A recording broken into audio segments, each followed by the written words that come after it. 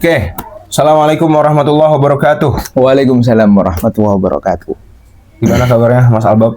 Alhamdulillah, Alhamdulillah. sehat. Alhamdulillah. Antum bagaimana? Saya. Alhamdulillah. Saya. Alhamdulillah. Kembali lagi di obrolan santai kita di channel Al-Madroj Edu. Hari ini kita akan membahas sosok yang mana kalau disebutkan khususnya di dunia Islam itu pasti ada yang panas, ada yang dingin gitu. Banyak orang yang bahkan cinta sama beliau dan banyak juga orang yang bahkan sangat membenci beliau. Siapa itu? Yaitu Syekh Ibnu Taimiyah. Kenapa kok lahir podcast kita lagi, obrolan kita lagi seperti ini? Karena beberapa di YouTube kita kemarin, kemudian di DM Instagram, banyak yang menanyakan kapan ngadain obrolan hangat seperti kemarin lagi gitu, obrolan santai kayak kemarin lagi. Ternyata ada juga peminatnya. Iya, ada juga. Padahal iseng-iseng gitu. Iseng-iseng, alhamdulillah. Alhamdulillah. Jadi hari ini kita akan membahas lumayan dalam, tapi tidak terlalu dalam, karena yang akan kita bahas semuanya sudah tertuliskan di sini. Ini Santai tapi dalam. santai tapi dalam ya. Santai tapi dalam. Jadi salah satu teman kita, Ustadz Albab, beliau sekarang sedang menempuh studinya di akidah filsafat Universitas Kuliah di Al-Azhar. Beliau baru saja melahirkan suatu karya, yaitu buku yang berjudul Syekh Ibnu Taimiyah Antara Pujian dan Kritikan. Yang mana di sini nanti teman-teman bisa beli ya. Insya Allah akan kita spill pada obrolan kita kali ini beberapa hal yang menarik untuk dibahas terkait pemikiran Syekh Ibnu Taimiyah itu sendiri. Intinya obrolan kali ini, Mas Albab, aku manggilnya Ustadz atau Mas nih? Albab saja. Oke, Albab. Gini Bab, saja. Intinya kita siang ini, aku nggak mau ngajak debat karena aku kalau diajak debat perihal beginian juga nggak tahu mau jawab apa. Intinya kita pengen mengulik lebih dalam aja siapa itu Syekh Ibnu Taimiyah dan bagaimana pemikiran-pemikirannya. Apakah emang benar orang-orang zaman sekarang yang punya pendapat bahwasanya Syekh Ibnu Taimiyah itu sekeras itu gitu? Apakah benar gitu? Atau sesesat itu? Sesesat itu kah beliau? Gitu. Ya, jadi Ustadz Albab selaku pengkaji kitab-kitab Syekh Ibnu Taimiyah barangkali bisa menjawab beberapa pertanyaan saya. Langsung saja, siapkan kopi kalian, nyalakan akal sehat kalian. Jadi mari kita ngobrol santai, tapi tajam. Tapi tajam. Oke. Langsung saja, mungkin biar nggak langsung masuk ke teori, biar nggak langsung menyelam ke teori. Kita pengen tahu sosok Syekh Ibnu Taimiyah. Jadi siapa itu Syekh Ibnu Taimiyah itu? Kalau ditanya siapa Syekh Ibnu Taimiyah, maka seorang pembelajar ya, atau seorang ilmuwan atau cendekiawan pasti tidak asing dengan nama beliau. Beliau bernama lengkap Taqiyuddin Abul Abbas bin Abdul Halim bin Abdus Salam bin Muhammad bin Al-Khidir bin Taimiyah Al-Harrani.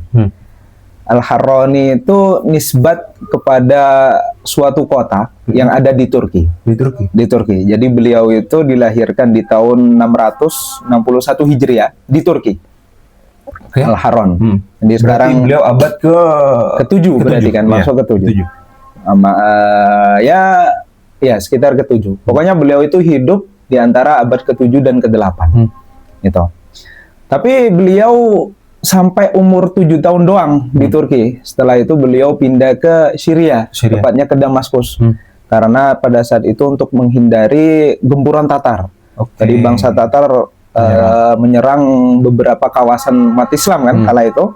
Jadi untuk menyelamatkan keluarga Taimiyah ini, akhirnya sekeluarga ini sama ayahnya itu namanya Syahabuddin, ya kan? Itu juga pergi ke hijrah ke Damaskus. Harran ini berarti sekarang masih ada nggak kira-kira? Harran itu belum tahu ya, soalnya saya belum pernah ke Turki. Tapi ketika saya cek di Google Map ada. Oh, masih ada? Iya, ketika saya cek di Google.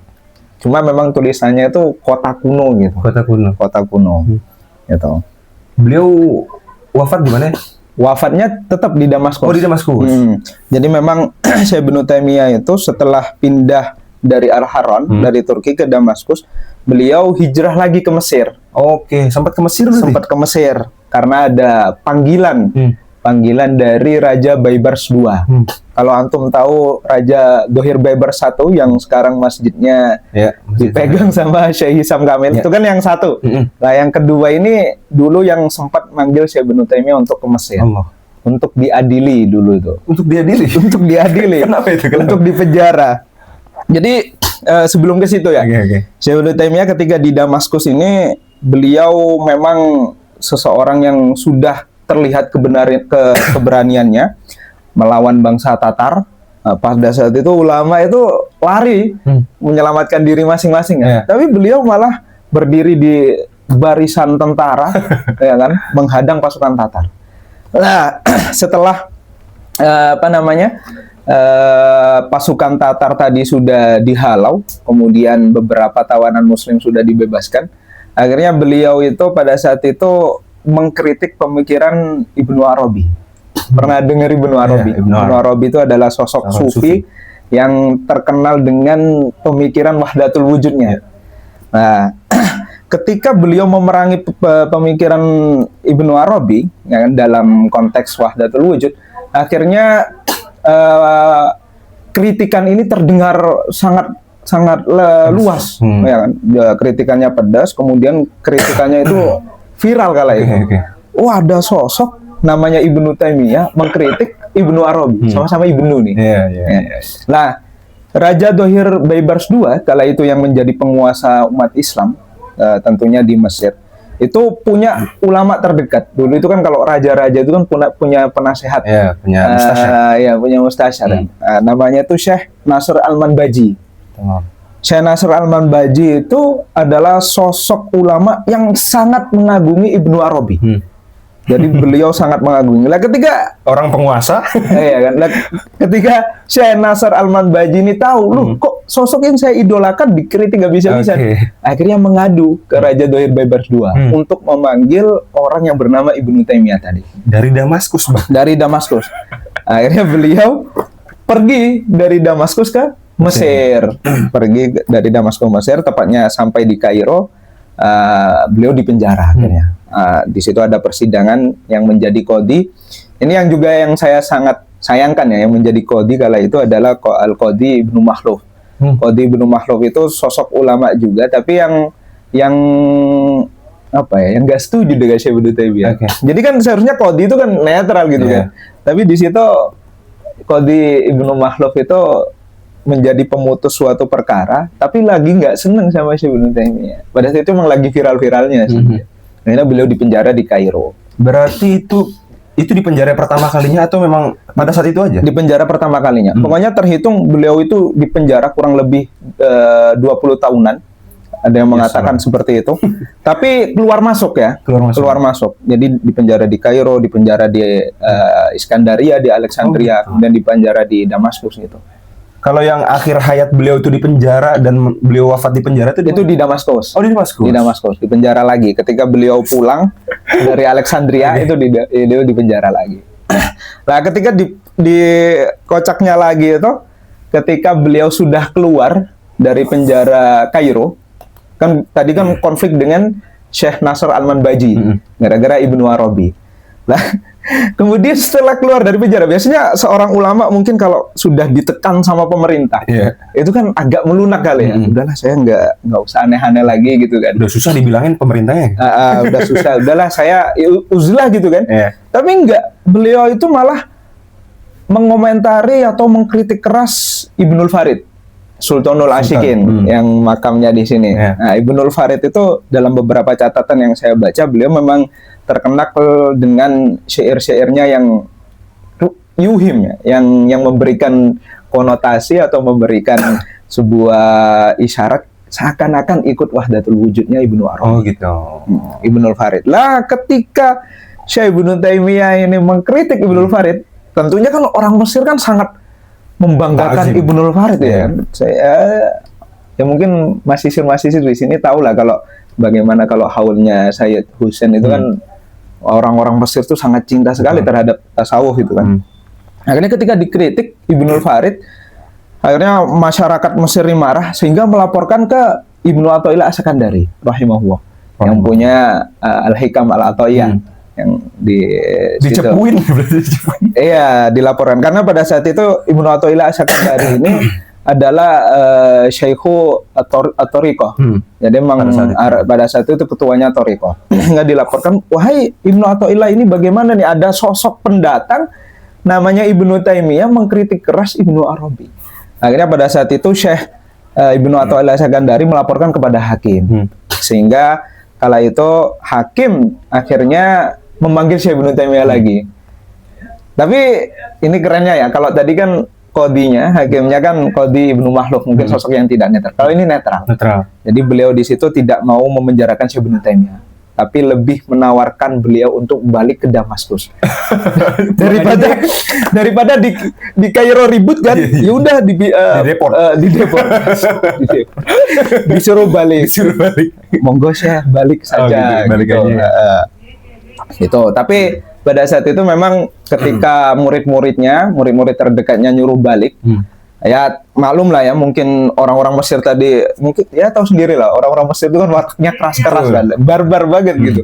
Jadi ketika melihat Syekh Ibnu Taimiyah ini kok dipulangkan saja tidak dipenjara, akhirnya mereka marah. Sehingga pokoknya Syekh Ibnu Taimiyah harus dipenjara. Kayak gitu pokoknya. Akhirnya Syekh Ibnu Taimiyah ya kan dengan kerelaan hati, ini yang keren, dengan kerelaan hati beliau memilih untuk dipenjara agar meredam kemarahan orang-orang Mesir. Ya sudah, saya nggak apa-apa dipenjara kalau memang mereka ridhonya seperti itu. Berarti karya-karya beliau justru banyak lahir di penjara. Banyak lahir di penjara. Pokoknya beliau memilih gini, saya nggak apa-apa di penjara asalkan di samping saya ada pelepah kurma dibuat untuk nulis dan ada pulpen. Rahimahullah. Oke, berarti gini. Berarti kan kenapa kok beliau sampai beberapa kali di penjara? Itu pasti kan karena pemikiran beliau yang setidaknya mengganggu ulama setempat atau pemerintah setempat. Dan pemikirannya itu bisa jadi banyak pengikutnya gitu. Pasti jamaahnya udah banyak tuh. Jamaahnya banyak sekali. Ya, kalau masih sepi-sepi aja nggak mungkin beliau di penjara dong. Gitu. Apa sumbangsih beliau itu untuk agama Islam itu apa gitu? Kalau melihat sumbangsih pastinya ketika kita bicara sosok Syekh Ibnu Taimiyah adalah sosok yang besar, pasti ya sumbangsihnya sangat besar. Maksudnya dalam segi praktek amalia saja, beliau pernah pada saat itu bangsa Tatar ketika sudah menawan beberapa tentara umat muslim ya, ratusan tentara umat muslim itu ditawan, beliau satu-satunya yang berani menghadap presidennya Tatar. Ketua jenderalnya Tatar, sehingga melobi agar pasukan umat muslim ini itu dibebaskan. Karena ketika itu Syekh Ibnu Taimiyah melihat banyak misalnya istri-istri yang ditinggalkan oleh suaminya, kok nggak balik ternyata ditawan. Nah itu kan jasa yang sangat besar sekali. Ketika banyak para ulama kabur, pada saat itu ulama-ulama Damaskus kabur ke Mesir. Ketika bangsa Tatar datang, beliau tetap berdiri di Damaskus, tetap berani untuk menghadang Tatar. Itu dalam sumbangsih amalia ya. Adapun dalam misalnya ketika kita berkaca kepada keilmuan beliau, ya pasti tidak diragukan lagi ya. Kita terlepas dari kontroversialnya beliau lah. Tapi sumbangsih keilmuannya sangat banyak sekali. Beliau termasuk ulama yang sejak kecil itu sudah produktif, sudah bahkan umur 19 tahun itu sudah menjadi mufti. Mufti di Darul Hadis Sukaria. Dulu bapaknya Syekh Ibnu Taimiyah, Syekh Syihabuddin itu adalah qadhi juga, kemudian digantikan sama anaknya. Emang anaknya orang besar. Orang kakeknya saja namanya Majiduddin itu masuk dalam Tobaqat Al-Hanabilah. Jadi ada kitab Tobaqatul Hanabilah, ya kan? Di situ kan menghimpun semua ulama-ulama Hambali. Di situ ada kakeknya, Masya Allah. Majiduddin itu. Ya memang rahimahullah. Jadi ini bukan tokoh sembarangan gitu. Emang sekeluarga ini orang-orang alim semua gitu. Tapi bapaknya, kakeknya itu sepemikiran nggak kira-kira sama beliau tuh? Nah itu alam. Karena memang ayahnya sendiri ketika saya lacak pemikirannya Syekh Syihabuddin dan Imam Majiduddin itu berputar pada fikih saja. Oh. Karena kan memang mereka-mereka ini termasuk pembesar mazhab Hambali kan. Gitu. Tapi kalau Syekh Ibnu Taimiyah kan, kalau kita melihat Syekh Abu Zahra itu kan punya kitab namanya Ibnu Taimiyah, ya kan, membahas ara'uhu, asruhu wa ara'uhu. Itu dibilangnya Syekh Ibnu Taimiyah itu mujtahid madhab. Mujtahid madhab. Nah, sampai dalam tingkatan mujtahid madhab. Dalam madhab Hambali lah ya. Tapi beliau juga tokoh dalam bidang ilmu kalam. Atau tokoh dalam bidang ilmu akidah. Jadi memang mutafannin. Nah, itu kan berarti sudah memperlihatkan gitu kan sumbangsi keilmuannya. Ya terlepas dari kontroversialnya beliau. Rahimahullah. Semoga Allah merahmatinya. Pembahasan selanjutnya mungkin kita ingin sedikit membahas perihal akidah yang beliau jadikan pegangan. Berbicara mengenai sifat-sifat Allah nih. Sebenarnya apa sih yang terjadi gitu? Kok bisa Asy'ariyan itu berbeda dengan Ibnu Taimiyah. Jadi adanya Syekh Ibnu Taimiyah tiba-tiba lahir di abad ke-7. Terus Imam Asy'ari kan lahir di abad ke-4 kalau nggak salah. Tiba-tiba ada sosok seorang Syekh Ibnu Taimiyah tiba-tiba merubah pola pikir itu semua. Bahwasanya itu salah. Apa yang terjadi? Apa yang terjadi? Memang mazhab Asy'ari itu aslinya kan gini kan. Dalam usulul i'tiqad Ahlus Sunnah semua sepakat ya bahwasanya Allah itu mempunyai sifat-sifat kesempurnaan. Jika Allah menetapkan sifat-sifat kesempurnaan itu, maka kita harus menetapkannya juga. Ya kan? Kita percaya dulu nih sifat-sifat Allah yang sempurna ini tidak ada batasannya. La nihayatalah. Tapi apa yang ditetapkan oleh Allah kemudian dilandasi dengan dalil nakli dan akli, maka itu kita tetapkan. Begitu pula apa yang dinegasikan oleh Allah, yaitu sifat-sifat an-naqais, sifat-sifat kekurangan, maka ya kita negasikan gitu. Nah, itu yang sepakat ahlu sunnah. Nah, cuma ada beberapa permasalahan hal ini yang menjadi problem atau menjadi mahalun niza, titik tengkar antara Asy'ariyah dan Taimiyah. Ya kan, konflik sektariannya itu di sifat namanya sifat khobariyah. Sifat khobariyah. Sifat khobariyah itu sifat yang ditetapkan oleh Allah, tapi tidak ada landasan dalil aklinya, tidak ada dalil rasionalnya di situ. Hanya main dalil akli. Landasannya iman aja udah. Landasannya iman saja. Jadi ketika Allah menyebutkan dalam Al-Quran misalnya yadullahi fawqa aydihim, oh ternyata ada penisbatan yad kepada Allah, berarti Allah punya sifat tangan. Ya sudah, itu berarti sifat. Ya kan. Lah itu kan mainnya dalil akli. Kemudian misalnya Nabi Muhammad pernah menyebutkan misalnya dalam hadis, saya lupa teks ininya ya. Cuma kalau nggak salah ya, innallaha atau innahu tabaraka wa ta'ala yanzilu ila sama'id dunya ya kan fi thuluthil laili. Kalau nggak salah seperti Allah itu. Turun. Pokoknya Allah turun.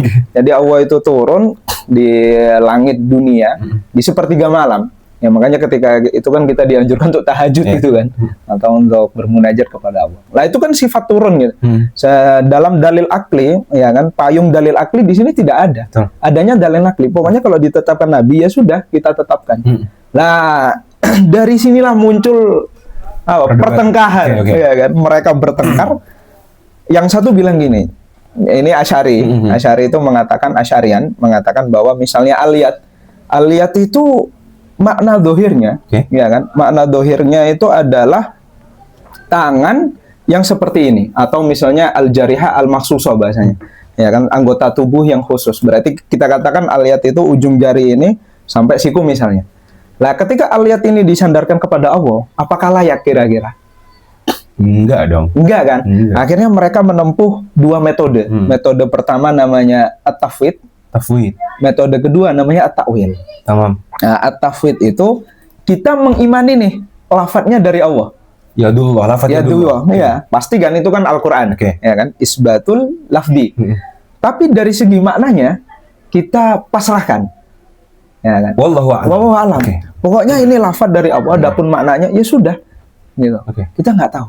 Seperti misalnya kayak di awal-awal surat Alif Lam Mim, ya kan? Wallahu a'lam, kita nggak tahu itu ya. Ya itu pembuka surat itu kita nggak tahu gitu, rahasia maknanya seperti apa kita nggak tahu. Itu kita pasrahkan. Lah, adapun metode yang kedua yaitu takwil. Jadi takwil itu sebagai jawaban dari misalnya kalau kita berpacu pada makna. Ini maknanya kok kita pasarkan ini gimana? Ini kurang jelas nih. Akhirnya mereka menempuh metode takwil. Metode takwil itu memalingkan dohir lafat ya kan kepada makna lainnya, tapi dengan landasan dalil ya.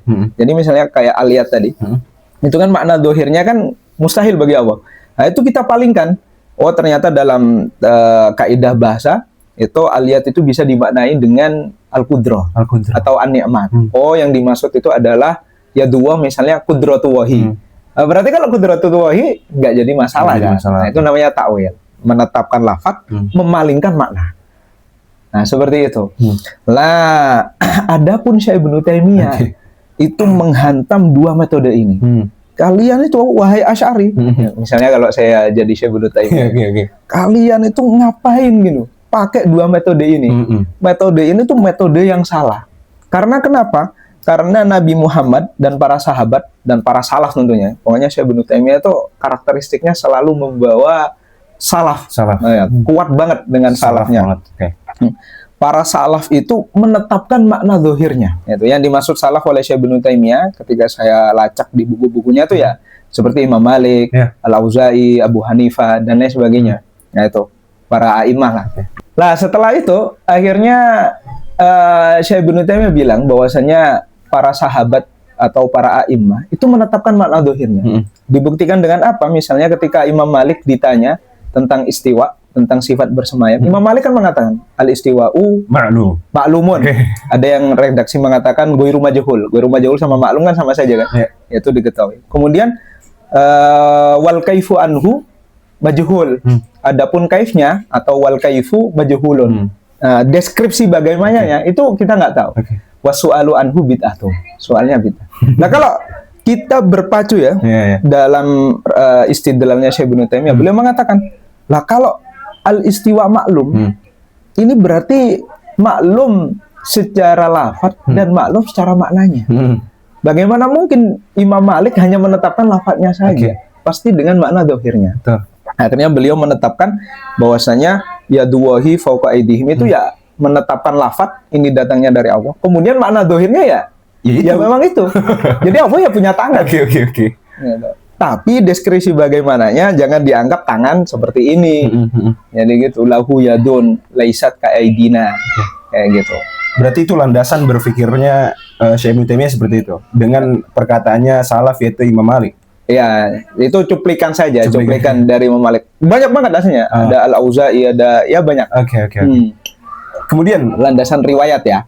Tadi Syekh Ibnu Taimiyah landasannya atau dalilnya dengan menukil kalamnya Imam Malik al-istiwa ma'lum ila akhiri.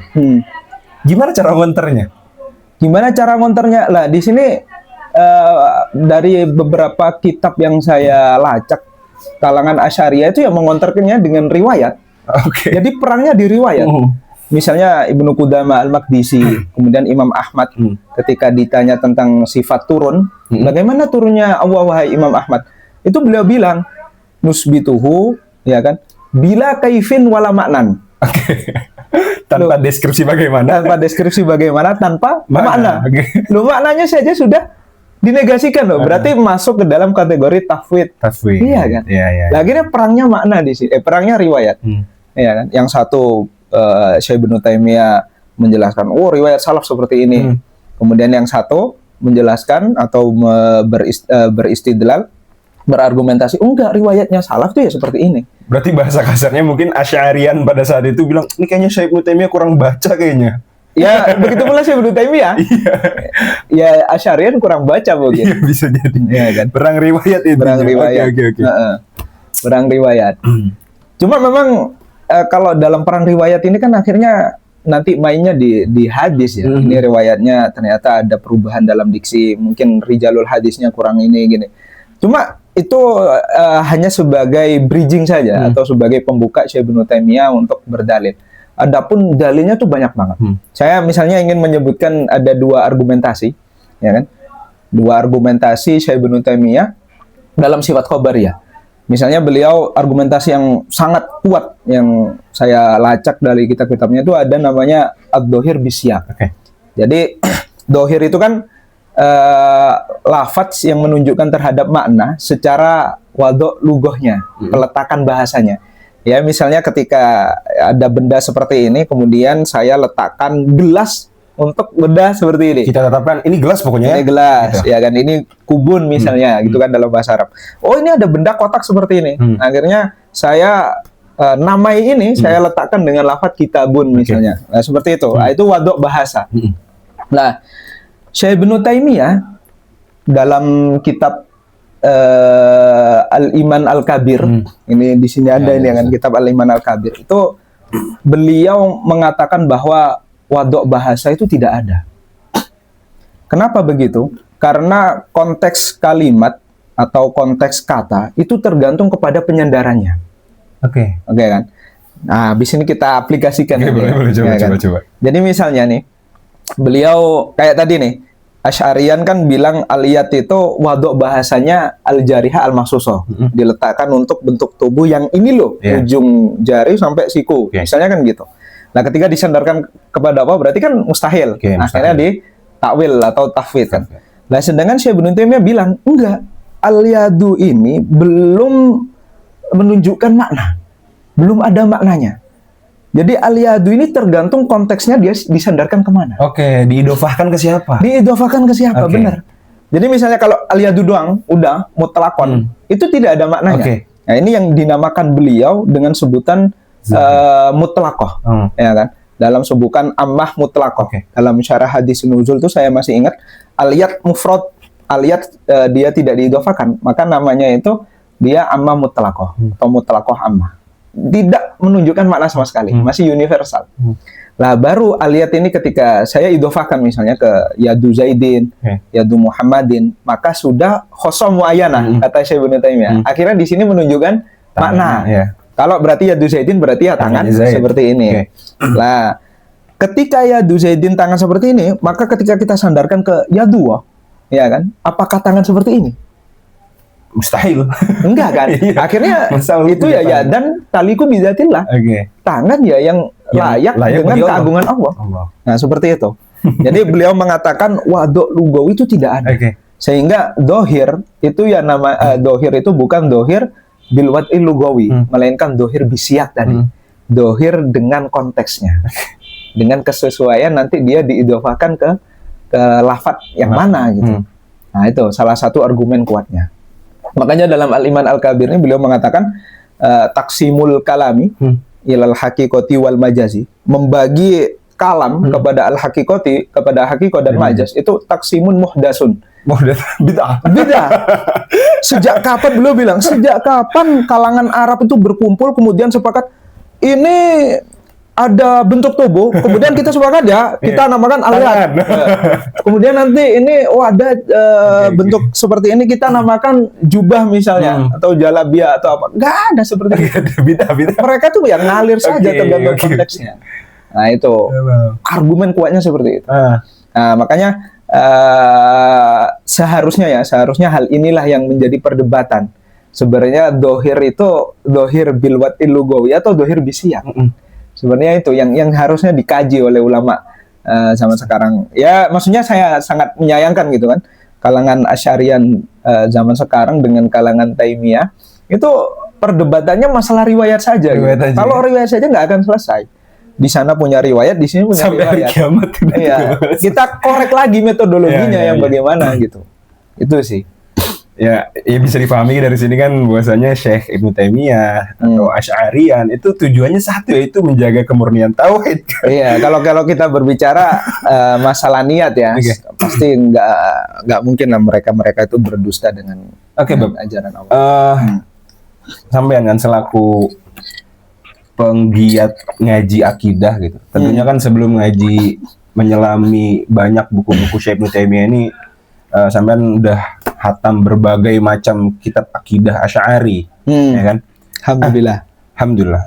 Apakah banyak dari kalangan Asy'ariyah sendiri yang benar-benar mengkritik atau ada gak yang membelanya deh? Kalau berbicara masalah, berarti kan ini kan pro kontra ya? Ya, itu yang mendukung atau menolak, mengkritik Syekh Ibnu Taimiyah itu pasti ada. Tapi yang menjadi catatan menarik itu, dulu itu saya pernah bertanya-tanya, Syekh Ibnu Taimiyah ini kan kalau nggak salah wafatnya 728 Hijriah. Tadi kan lahirnya kan 661 kan. Nah, wafat itu. Setelah itu kan hidup beberapa ulama besar Asy'ariyah. Seperti misalnya Imam Abu Abdillah Iyas Sanusi, yang kan yang punya Sanusiyat itu. Kemudian ada Sa'ad Taftazani yang punya Maqasid. Ya kan, yang punya Maqasid. Kemudian ada gurunya juga Al-Iji dan lain sebagainya. Lah ulama-ulama itu kok saya lacak tidak pernah mengomentari Syekh Ibnu Taimiyah ya. Oh gitu. Kenapa gitu? Dan menariknya lagi mereka tuh malah berdebat dengan Mu'tazilah. Ya kan, misalnya saat itu berdebat dengan para imam Mu'tazilah. Kok nggak ada ini Syekh Ibnu Taimiyah di sini? Ternyata emang betul. Saya mendapatkan ini dari pendapatnya saya Abu Zaro. Beliau mengatakan setelah Syekh Ibnu Taimiyah wafat, ya kan, panas atau gejolak panas antara pendukung dan pembelanya dan kontranya ini dan yang mengkritik itu hilang. Begitu. Jadi wafatnya Syekh Ibnu Taimiyah ini akhirnya yang simpatisan, yang fanatisme terhadap beliau, sekaligus yang fanatisme menolak beliau itu ya meredah, melunak jadinya. Ya, melunak. Mungkin ya itu menjadi jawabannya di abad ke-8 dan ke-9 tuh tidak ada ulama yang mengkritisi beliau. Cuma setelah abad-abad itu akhirnya datang lagi kritik-kritik seperti ini. Karena memang diwariskan oleh murid-muridnya. Ada Imam Ad-Dahabi, ada Imam As-Safadi, Imam Ibnu Qayyim Al-Jauzi, ya kan, Al-Jauziyah, ya kan, seperti itu. Ya banyak, misalnya kayak Ibnu Hajar Al-Haytami itu beliau mengatakan Syekh Ibnu Taimiyah itu dolal kayak gitu-gitu. Ya, kemudian misalnya Syekh Baqit Muti'i, Syekh Baqit Muti'i itu adalah seorang mufti, mantan mufti. Beliau juga mengatakan Syekh Ibnu Taimiyah itu adalah sosok yang benar-benar mujassim. Jangan baca kitab-kitabnya. Ya kan, itu orang yang dolun mudil. Dolun mudil. Sesat menyesat. Syekh Baqit Muti'i. Jadi memang ya ada yang mendukung, ada yang ada itu. Yang mendukung pun banyak gitu. As-Subki pun mengatakan, kalau saya masih ingat itu redaksinya, Mayab Godu Ibnu Taimiyata illa jahilun aw sahibu hawa. Ya Jadi gak ada yang benci Syekh Ibnu Taimiyah kecuali itu orang bodoh atau orang yang benci hawa nafsu. Ya Allah, ya Allah. Ya kan. Ya pro kontra lah ya. Rahimahullah. Oke, gini deh. Kan saya kecil kan gini. Siapa deh yang benar-benar ahlu sunnah kira-kira? Kalau menurut penulis yang udah menyelami akidah Asy'ari dan Syekh Ibnu Taimiyah. Sebenarnya kalau berbicara esensi Ahlussunnah itu kan ya ajaran yang sudah yang kita ambil dari Rasulullah dan para sahabatnya ya. Ya tentunya hal itu kan masih bersifat general, masih umum sekali gitu. Akhirnya ketika misalnya saya ingat di Maqasid itu Syekh Sa'ad At-Taftazani, Sa'aduddin itu beliau mengatakan bahwasanya Ahlussunnah itu adalah Asy'ariyah dan Maturidiyah. Itu tidak menyebutkan Taimiyah. Atau misalnya tidak gitu deh. Ada syarat-syaratnya. Ya, gitu. misalnya ada dawabitnya ya, ada karakteristiknya. Beliau mengatakan misalnya Ahlussunnah wal Jamaah itu tadi rusbitu ma asbatahu, menetapkan apa yang ditetapkan Allah ya, kemudian mengingkari dan sifat-sifat kekurangan. Kemudian juga ini kita mengingkari atau kita tidak menetapkan Allah itu berada di atas. Nah, disinilah sudah kena nih. Kalau dawabit atau karakteristik Ahlussunnah itu tidak menetapkan arah al-jihad, ya kan, bagi Allah, maka ini sudah mengeluarkan Syekh Ibnu Taimiyah dari dawabit. Karena Syekh Ibnu Taimiyah mengatakan ketika ditanya Allah di mana, ya di atas. Oh gitu. Di atas arsy. Mau gimana lagi kan? Nggak begitu pula. Di pihak Syekh Ibnu Taimiyah, ya kan, Asy'ariyah dan Maturidiyah itu ya bukan Ahlussunnah karena mereka tidak menetapkan arah atas. Oh gitu. Nah, jadi kita orang-orang Asy'ariyah dan Maturidiyah itu digelari ahlut ta'til sama beliau, yaitu golongan yang menelantarkan sifat-sifat Allah. Ya. Kalian ini tega-teganya menelantarkan sifat-sifat Allah. Sudah ditetapkan sama Nabi, ini sudah ditetapkan sama Allah, kok malah dibiarin gitu kan. Ini ngawur ini. Akhirnya tidak Ahlussunnah. Dan Syekh Ibnu Taimiyah jelas Asy'ariyah dan Maturidiyah itu atau Asy'ariyah secara umum itu bukan ahlu sunnah. Bin nisbat kepada Mu'tazilah, kecuali. Jadi gini, lucunya itu beberapa catatan beliau dalam Bayan Talbis Jalmiyah, itu kitab yang sangat besar sekali, 8 jilid. Kemudian dalam Darut Ta'arud, ya kan, beliau itu menetapkan Asy'ariyah itu sebagai ahlu sunnah. Oh gitu. Tapi dengan qayd, dengan batasan bin nisbati ilal Mu'tazilati wal Jahmiyati. Asy'ariyah ya kalau ditanya ahlu sunnah apa enggak, ya ahlu sunnah. Ketika dinisbatkan ya dibandingin dengan firqah yang sesat. Ya berarti sama saja. Sama saja bukan ahlu sunnah gitu. Berarti kan kesimpulannya ya mau gimana lagi kan? Kalau misalnya seseorang berakidah Asy'ariyah, maka ya mau nggak mau mengklaim Syekh Ibnu Taimiyah ya bukan ahlu sunnah gitu. Kalau di pihak Syekh Ibnu Taimiyah maka ya Asy'ariyah bukan ahlu sunnah. Dan ini jelas. Pernah saya baca juga di kitabnya Syekh Ali Jum'ah. Syekh Ali Jum'ah itu mengatakan bahwasanya Syekh Ibnu Taimiyah itu min ahli sunnati illa fi hadal bab. Maksudnya fi hadal bab yang sifat-sifat qabariyah tadi. Syekh Ibnu Taimiyah itu ahlu sunnah, ya kan? Tapi bukan di bab ini. Kalau di bab ini bahwa laisa min ahli sunnah. Itu bukan ahlu sunnah. Itu kata Syekh Ali Jum'ah, mantan mufti kan. Di Al-Bayan lima yushkilul adhan. Gitu. Bahkan ijtima ulama zaman ini aja menetapkan bahwasanya yang ahlus sunnah bukan Taimi berarti. Iya, bukan Taimi. Iya kan, Asy'ari dan Maturidi gitu. Iya, ya ditambah satu lagi sih, Asy'ariyah, Maturidiyah sama Ahlul Athar. Ahlul Athar. Ya, tentunya ya Ahlul Athar yang dimaksud ini ya bukan Taimiyah itu. Oke, kita break sejenak mungkin azan. Pertanyaan selanjutnya mungkin mengenai kontroversi dan beragam perdebatan lah intinya. Beliau ini kan ya yang sering kita dengar gitu. Beliau banyak sekali yang benci, banyak sekali yang benci, terutama di Indonesia itu banyak banget kan kita didoktrin beberapa kiai gitu. Bahkan saya pernah dengar ya, kadang kiai-kiai Indo itu sangat alergi dengan Syekh Ibnu Taimiyah. Iya, kok bisa sealergi itu? Sealergi itu. Kamu nanti kalau ke Timur Tengah, jangan sampai kuliah di Saudi. Enggak saya ridhoi, biasa gitu. Dan juga banyak yang mencintai beliau gitu ternyata. Bahkan pas beliau wafat itu kan banyak sekali yang mengantarkan jenazah beliau berebutan megang kerandanya gitu. Nah, jadi yang saya ingin tanyakan adalah beliau keras ini tuh karena memang keyakinan kuat beliau dengan prinsip beliau yang seperti itu, atau emang ego seorang ulama itu emang kayak gitu sifatnya? Pastinya kalau ditanya seperti ini, ya saya jawabnya dua-duanya. Jadi ya memang beliau mempunyai kapabilitas ilmu yang sangat luar biasa, ya kan. Kemudian beliau itu juga egonya ya keras juga gitu.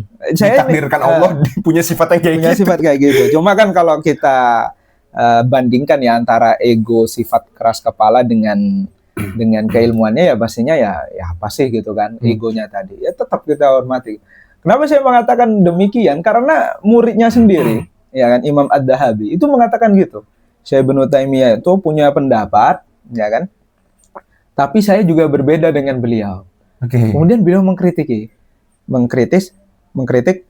andaikan saja guruku ini Syekh Ibnu Taimiyah itu agak sedikit melunak, ya kan, agak sedikit melunak, tidak syadid, ya kan, tidak ceplas-ceplos, hiddatun itu tadi, hiddatun fin nafsi bahasanya, atau hiddatun fit tabai, watak keras kepala, maka insya Allah banyak yang menerima. Tapi gara-gara hal itu akhirnya ya beliau itu tadi diantaranya ya masuk keluar penjara tadi kan. Nah, itu dari muridnya sendiri loh ya, Ad-Dahabi. Kemudian saya juga mendapatkan suatu catatan yang sangat menarik. Jadi Syekh Ibnu Taimiyah itu juga punya murid namanya As-Sofadi. As-Sofadi itu menukilkan cerita dari Ibnu Qayyim Al-Jauziyah. Ibnu Qayyim Al-Jauziyah itu kan murid tercintanya Syekh Ibnu Taimiyah.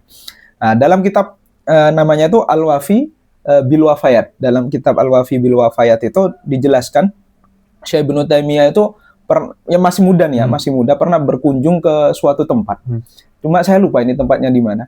Di situ beliau dimintain hukum atau dimintain penjelasan sama ahlul balad, sama penduduk desa kala itu.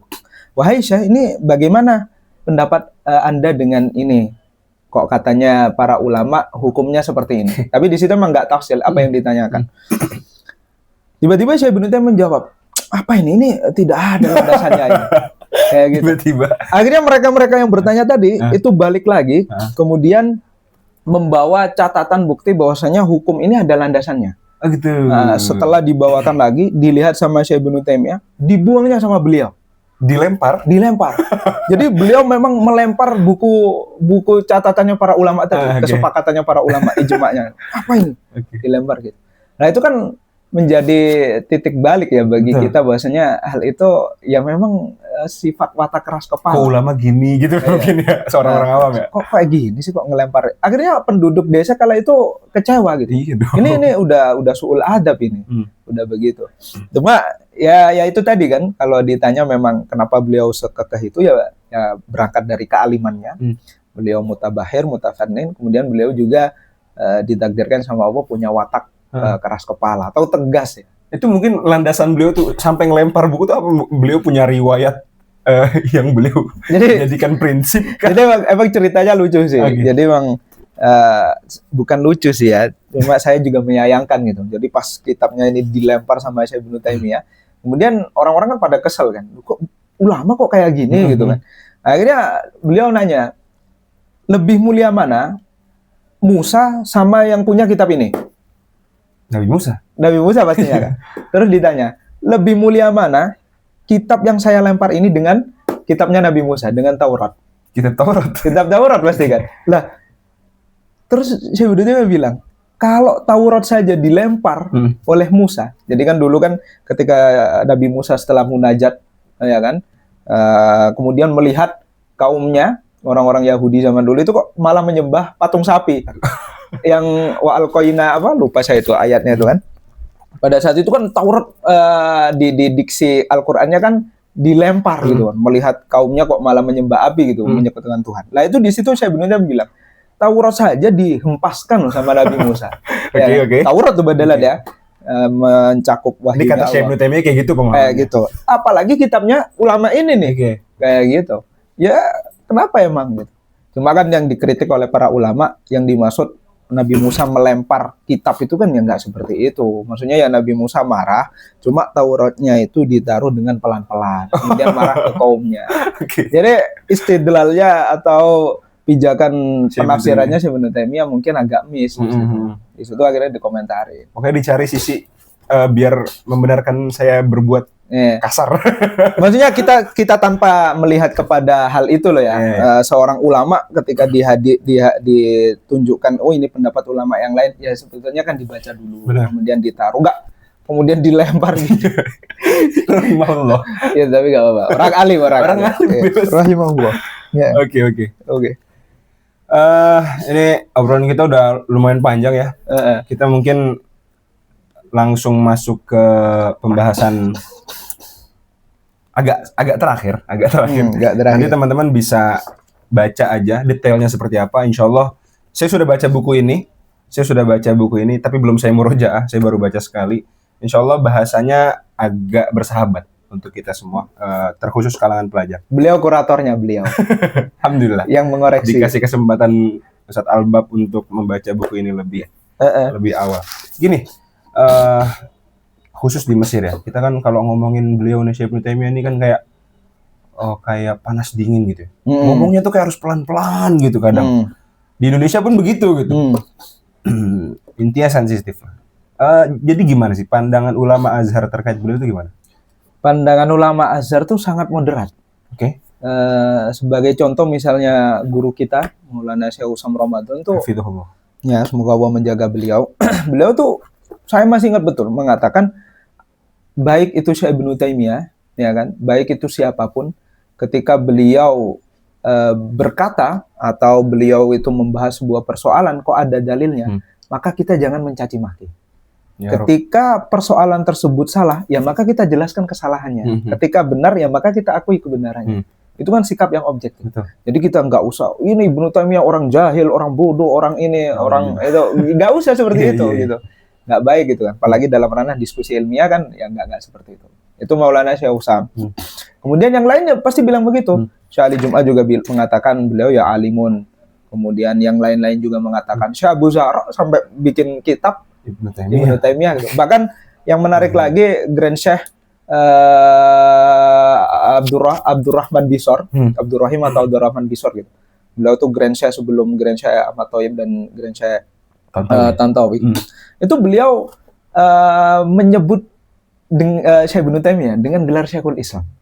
Jadi beliau dalam beberapa takrid atau endorsement terhadap kitab-kitab ulama Al-Azhar, beliau tuh bilang seharusnya atau sepatutnya pengkajian terhadap kitab-kitab Syekh Ibnu Taimiyah ini disemarakkan mungkin atau mulai untuk dibuat gitu, sehingga apa yang menjadi fitnah bagi beliau itu hilang. Ketika lagi ini kan kita lagi menyinggung, kebetulan disinggung penyematan Syekhul Islam kepada diri beliau. Menurut penulis sendiri deh, gimana? Apakah beliau itu memang cocok menyandang gelar Syekhul Islam? Apakah ulama zaman sekarang bahkan ada perbedaan pendapat terkait penyempatan itu? Nah, kalau masuk ke Syekhul Islam pastinya ini menjadi polemik perdebatan juga ya. Gelar ini itu cocok gak sih buat Syekh Ibnu Taimiyah? Nah, memang para ulama yang zaman sekarang ya, itu memang berbeda pendapat. Misalnya Syekh Abdurrahman Bisor, Grand Syekh tadi, itu beliau mengatakan memang Syekh Ibnu Taimiyah itu Syekhul Islam, menyematkan gelar Syekhul Islam. Kemudian Syekh Ali Jum'ah misalnya, mantan Grand Mufti, itu beliau mengatakan, dalam videonya ada tuh, kalau mau dicari di YouTube, mengatakan ngapain kita menyebutkan Syekhul Islam kepada Syekh Ibnu Taimiyah? Syekhul Islam itu ya Zakaria Al-Ansori gitu. Nah, kayak gitu. Nah, kalau dari saya pribadi dengan apa yang saya cari, menurut saya beliau layak menyandang gelar Syekhul Islam. Jadi Syekhul Islam itu, nah ini kan yang menjadi polemik itu, orang-orang menganggap Syekhul Islam itu gelar yang satu doang. Kemudian dia tuh menjadi status bagi seseorang yang memang sangat agung sekali. Kayak imamnya umat Islam di seluruh penjuru dunia gitu. Ya, itu salah gitu. Syekhul Islam itu kata Imam Sakhawi itu punya kitab membahas tentang Syekhul Islam, mengatakan bahwa Syekhul Islam itu ya orang yang sudah sepuh atau orang yang sudah tua, kemudian mempunyai kapabilitas dalam ilmu dan menjadi rujukan bagi manusia. Menjadi tempat sandaran, menjadi tempat rujukan bagi manusia. Kalau definisinya seperti itu, cocok nggak Syekh Ibnu Taimiyah? Cocok saja kan. apalagi di zaman era Syekh Zahid Al-Kausari, ya kan? Itu kan di Utsmaniyah kan. Di era Utsmaniyah itu gelar Syekhul Islam itu disematkan untuk orang-orang yang menduduki wilayah kekuasaan atau untuk jabatan politis loh ya. Lah berarti kan bukan gelar yang ya kita katakan gelar pasaran lah. Betul. Ya di abad-abad itu tuh gelar pasaran. Maksudnya kenapa gitu loh kita menyoalkan gelar Syekhul Islam ini gitu. Toh beliau kayaknya juga nggak minta juga. Iya nggak minta. Maksudnya gelar itu kan ya pasti dari orang kepada beliau kan. Bukan beliau panggil saya Syekhul Islam ya kan kayak gitu kan. Seandainya beliau masih hidup pun kalian ini ngapain sih debat soal Syekhul Islam kayak gitu. Bahkan yang menariknya lagi tuh diceritakan ada imam namanya Alauddin Al-Bukhari. Beliau itu bikin buku yang mengatakan atau bikin catatan siapa yang menamai Ibnu Taimiyah dengan Syekhul Islam dan sholat di belakangnya, maka dia kafir. Allah. Itu termasuk salah satu musuhnya Syekh Ibnu Taimiyah, Imam Alauddin tuh. Nah akhirnya dari polemik itu, ya kan, ada sosok ulama yang alim namanya Nasiruddin Ad-Dimashqi. Nah, beliau akhirnya bikin buku Ar-Raddul Wafir itu, menolak pernyataannya Alauddin Al-Bukhari tadi. Kok bisa-bisanya orang yang menyematkan Syekh Ibnu Taimiyah dengan Syekhul Islam tuh dianggap kafir tuh kok bisa gitu? Cuman gara-gara itu aja. Ya, cuman gara-gara itu kan terlalu, kalau saya pribadi terlalu ekstrim sih. Mereka mengatakan Syekh Ibnu Taimiyah ekstrim, beliau juga ekstrim gitu. Itu terlalu ekstrim. Oke. Jadi misal ini kan kita mahasiswa Azhar. Mahasiswa Azhar. Kira-kira gimana pandangan sampean kalau misalkan ada mahasiswa Azhar tapi akidahnya Taimi misalnya? ini sensitif sekali. Ya tentunya banyak di teman-teman kita mahasiswa di Al-Azhar nih ya yang berakidah Taimiyah itu banyak sekali. Gitu. Ya, itu banyak sekali ya. Ya tanpa disebutkan lokasinya di mana. Nggak perlu juga. Tit gitu kan. Itu ya pasti orang-orang tuh tahu lah. Oke. Jadi kan memang kalau ditanya misalnya Al-Azhar itu lembaga keagamaan, sebuah institusi terbesar di dunia. Kemudian Al-Azhar ini sudah menentukan arah ideologinya. Ketika sudah ditentukan arah ideologinya yaitu Asy'ari dan Maturidi misalnya, ya kan? Maka ya seyogyanya yang menimba ilmu di sini yang ikut gitu. Iya tuh. Tapi kan kalau kita bicara soal misalnya mahasiswa Al-Azhar kok akidahnya Taimi misalnya gitu. Ya kan nggak masalah gitu. Kan di Su'un kan nggak ditanya gitu. Di Su'un ditanya nggak? Nggak ditanya. Asy'ari wala Taimi kan nggak kan? Tapi kan nanti menyelisihi wa kullu man lam ya'taqid lam yantafi itu gimana? Ya berarti kan bisa kita pisahkan nih. Mungkin secara akademisi, secara administrasi pendaftaran mahasiswa di Al-Azhar berarti sah-sah saja kan, legal. Cuma secara esensi Al-Azhari, esensi dari Azhar itu kalau kita misalnya ngerujuk kepada pernyataannya Syekh Ali Jum'ah yang mengatakan siapa itu Al-Azhari? Asy'ariul Aqidah. Sufi Tawajjuh ya kan, berpegang kepada Asy'ari, berpegang kepada tasawuf yang moderat seperti tasawufnya Junaid Al-Baghdadi dan Al-Ghazali misalkan. Ya maka ya bukan Azhari secara esensi kalau kita berpegang. Cuma secara administrasi tadi, secara kelegalan dia menjadi mahasiswa. Ya yang gini aja sih, kalau memang ada mahasiswa yang Taimi ya saya tidak menjadikan itu sebagai problem gitu loh.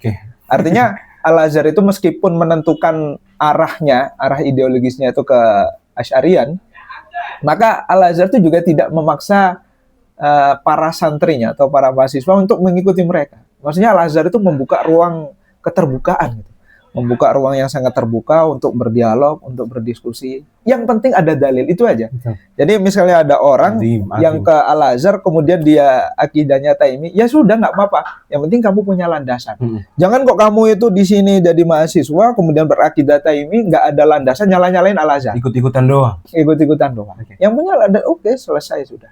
Gitu. Jadi ya sudah gitu loh. Kita hidup itu jangan pro kontra. Gak usah dibawa ribet gitu ya. Gak usah dibawa ribet. Santai saja. Syekh Ibnu Taimiyah ini kan udah wafat dari abad ke-8 berarti ya. Abad ke-8.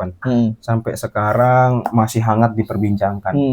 Itu apakah masih ada di zaman sekarang yang benar-benar memegang kuat prinsip beliau? Benar-benar memegang kuat prinsip pemikiran beliau lah ya, bukan sekedar ikut-ikutan doang. Ada guys? Ada. Itu ulama-ulama Saudi. Ulama-ulama Saudi, pembesar-pembesar misalnya yang ada di Wahabi itu juga termasuk? Wahabi itu ya Taimi. Jadi kan memang tadi kan saya bilang Syekh Ibnu Taimiyah setelah wafat 728 itu kan reda sudah. Tidak ada lagi pro kontra tentang Syekh Ibnu Taimiyah. Setelah itu hiduplah sosok Syekh Muhammad bin Abdul Wahhab. Nah, beliaulah yang tokoh dekat Raja Saudi, ya kan, kemudian menghidupkan lagi pemikiran Syekh Ibnu Taimiyah sehingga menjadi gerakan Taimiyah Wahabiyah yang sekarang di Saudi itu. Tapi didengar-dengar Syekh Muhammad bin Abdul Wahhab ini agak-agak lebih ekstrim lagi bahkan dari Syekh Ibnu Taimiyah, benar gak itu? Beberapa catatan mengatakan iya. Itu kan dalam segi amaliyahnya kan, prakteknya gitu. Jadi memang kayak ziarah kubur. Ya namanya pengikut tuh pasti ada bedanya. Saya pun melacak misalnya pemikiran Syekh Ibnu Taimiyah itu ternyata juga ada bedanya dengan Ibnu Qayyim. Ya kan? Ya maklum lah itu wajar kan. Abul Hasan Al-Asy'ari itu juga ada bedanya dengan Imamul Haramain Al-Juwaini kayak gitu. Jadi ya kalau ditanya apakah ada penerus Syekh Ibnu Taimiyah, ya sekarang yang saudara-saudara kita di Saudi, ya kan, itu ya pengikutnya Syekh Ibnu Taimiyah yang diwarisi oleh misalnya Syekh Albani, kemudian Syekh Bin Baz dan lain sebagainya. Kemudian yang sekarang di Indonesia gerakan-gerakan atau sekte Salafiyah misalnya itu Ustadz Dr. Firanda Ad-Dirja, Ustadz Dr. Khalid Basalama, ya kan, mereka ya akidahnya Taimi. Tapi saya bertanya-tanya sih aslinya. Ini kan pernah kita bahas juga ini. Adanya akidah seperti Taimi ini setidaknya memberikan persepsi kita bahwasanya jangan sampai yang berlebihan seperti itu, kayak sholawatan joget-jogetan. Terus ziarah kubur sampai seperti itu, gimana menurut penulis? Ya ini kan dulu kita pernah ngobrol kan, ketika lagi rame-ramenya pada saat itu NU, ya kan, Nahdlatul Ulama itu lagi diserang. Ya, bukan NU doang, sama Jawa sih, ya kan. Ini kalau nggak Jawa NU, gitu kan, komentar netizen. Ya itu menurut saya itulah sebagai apa ya, sebagai ajang untuk introspeksi diri, ya kan? Ajang untuk muhasabah. Kalian ini yang merasa asawadul a'dham, ya kan, golongan terbesar, golongan mayoritas yang berpijak pada Asy'ariyah, atau misalnya NU itu kan golongan terbesar di Indonesia. Yang biasanya, mohon maaf, kowar-kowar, inilah akidah kami, akidahnya Rasulullah, inilah manhaj kami, manhajnya Rasulullah, misalnya seperti itu. Tapi kenyataannya dalam praktek amaliyahnya nggak seperti itu. Ya, kan? Mohon maaf ya, mohon maaf. Ini kan oknum ya, ini oknum. Ini bahan pembelajaran buat kita semua sih. Ketika mereka, misalnya kalian tuh sawadul a'dham itu kan seharusnya menjadi tauladan kan, ya kan. Ternyata kok acara pengajian itu banyak mendatangkan ya begitulah. Iya, mendatangkan misalnya sosok yang joget-joget dangdut, ya kan, misalnya kayak gitu. Sedangkan saudara-saudara kita yang katanya minoritas misalnya yang di Indonesia itu malah bertakwa banget. Kajiannya mengaji Sahih Bukhari. Iya. Kayak gitu, tertib, ini yang perempuan, ini yang laki-laki, nggak yang joget. Iya, ini sangat sensitif sekali. Ya itu kritik atau opini lah ya, opini terhadap realita yang terjadi sekarang itu. Ya buat mawas diri lah. Maksudnya ketika memang kalian itu atau kita itu asawadul a'dham, maka ya kita seharusnya mencontohkan loh, ya kan? Atau kita melestarikan lagi gimana sih ajaran Rasulullah itu, gitu. Itu sih. Ya barangkali adanya obrolan kita ini ya menjadi pembelajaran juga untuk barangkali ini ditonton orang-orang awam. Barangkali mereka melakukan seperti itu kan fa'innahum la ya'rifun. Iya, mungkin ya. Cuma kalau emang makdzur ya, kalau la ya'rifun kan makdzur, tapi kan hal itu tidak dilakukan terus-menerus ya. Karena nanti ini akan menimbulkan degradasi gitu. Penurunan agama ya, akhlak dan lain sebagainya. Oke. Ini sudah menjelang akhir sekali di obrolan kita hari ini. Terakhir deh, apa closing statement penulis terkait obrolan kita sore hari ini? Jadi kalau sebenarnya saya itu agak kurang bisa ya bikin kata-kata yang bagus, yang tersusun bersajak. Opini aja. Ya closing statementnya gini aja sih. Pada akhirnya itu kita yang berbeda, ya kan? Kita itu hidup dalam ruang lingkup yang berbeda. Ini seharusnya ditakdirkan, atau bukan seharusnya ditakdirkan. Seharusnya kita saling memahami gitu. Pada akhirnya kita ini hidup pasti akan berbeda. Betul. Tapi dari perbedaan itu kita harus saling memahami. Jangan bertengkar. Jangan kalau kamu ini maka ini, ini maka ini, maka kamu bukan golonganku. Jangan gitu. Kenapa gitu? Kita misalnya saya Taimiyah, misalnya antum Asy'ariyah, ya kita masih duduk-duduk bareng gitu kan. Kita itu masih ngopi santai-santai gitu. Lah berangkat dari hal ini kan umat Indonesia atau masyarakat Indonesia ini kan biasanya cukup sensitif, cukup panas, karena mereka nggak tahu. Iya kan? Itu kan kalau makalahnya Imam Ali itu kan an-nasu ada jahilu gitu kan. Manusia itu ya musuh dari ketidaktahuannya sendiri gitu. Jadi ketika kita berbeda, ya, closing statementnya, ketika kita berbeda, maka kita cari apa yang membuat kita itu berbeda. Ya kan? Kita cari landasannya apa yang membuat kita berbeda sehingga kita bisa memahami dengan baik, bisa menghargai. Ya, seperti itu. Meskipun tidak bisa disatukan, tapi kan bisa untuk menghargai. Ingat banget pas salah satu guru kita di rumah syariah itu pernah bilang waktu itu, kalau ada 99 kemungkinan untuk menyalahkan, ada satu kemungkinan untuk membenarkan. Benarkan, maka benarkan. Gitu. Azim. Jadi tidak usah tergesa-gesa dalam menyalahkan. Gitu. Ya, antum misalnya orang Asy'ariyah kan, ketika memahami akidah Taimiyah, ya sudah, oh ternyata mereka beda dengan saya. Tapi saya masih santai kok sama mereka, nggak yang mencaci mereka, nggak itu. Perbedaan itu tidak melazimi pertengkaran. Ya kan? Oke, terima kasih banyak Mas Albab. Ngomong-ngomong tentang buku ini, jadi buku ini bakal dijual di mana? Buku ini bakal... Udah banyak banget yang nanya kemarin. Iya ya, padahal saya hanya posting, nggak jual badalan. Belum jual ini. Kita baru nyetak satu biji doang ini. Maksudnya ini buat saya doang kan. Gitu. Jadi saya di sini memang mengirimkan tulisan kepada ada salah satu platform punya teman-teman saya, namanya Al-Madroj. Dan itu nanti akan dicetak di situ. Oke. Gitu. Jadi saya pasrahkan kepada mereka untuk mencetak. Dan saya pun belum tahu nanti pre-ordernya kapan gitu kan. Jadi saya pasrahkan ke mereka. Tapi saya tanya katanya insya Allah 3 hari atau 4 hari lagi. Dekat-dekat ini ya? Ya, dekat lagi. Jangan lupa di follow Instagram Al-Madroj Edu. Biar tahu aja sih. Itu. Oh iya, mungkin barangkali para pembaca nanti bertanya-tanya, ini alur pembawaan bukunya seperti apa? Alur pembawanya saya sangat-sangat objektif. Oke. Tidak ada unsur celaan ke Syekh Ibnu Taimiyah, tidak ada unsur celaan ke Asy'ariyah. Modelnya, alurnya kayak novel kah atau buku ilmiah kah? Oh, di sini alurnya buku ilmiah. Buku ilmiah berarti. Jadi saya ajak pembaca untuk menyelami pemikiran Syekh Ibnu Taimiyah dan Asy'ariyah. Oke. Pokoknya intinya di sini pembaca akan asik, insya Allah asik. Akan menikmati perdebatan yang saya saksinya. Ya, perdebatan yang sangat debatable sekali itu kan. Dua sekte ini.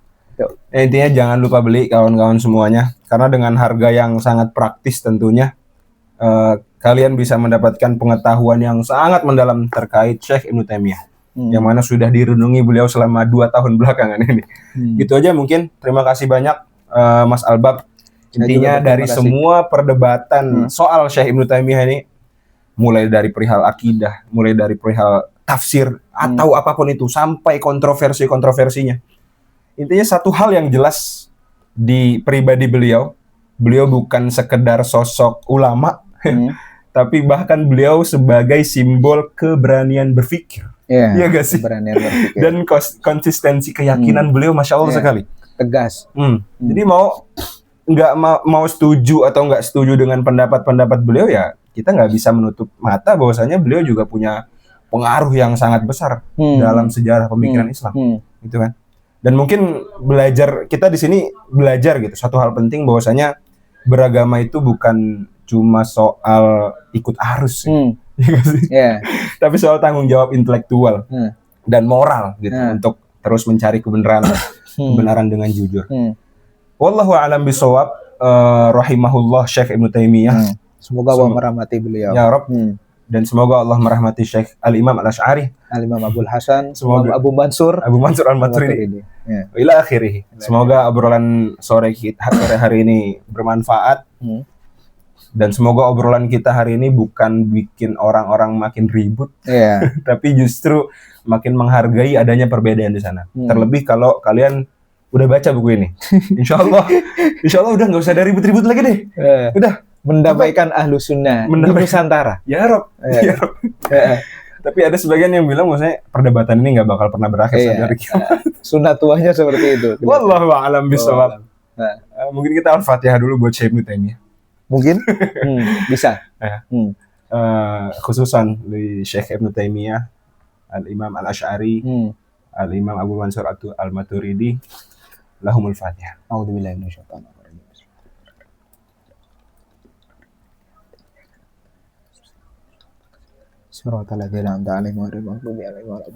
Makasih banyak semuanya yang udah nonton.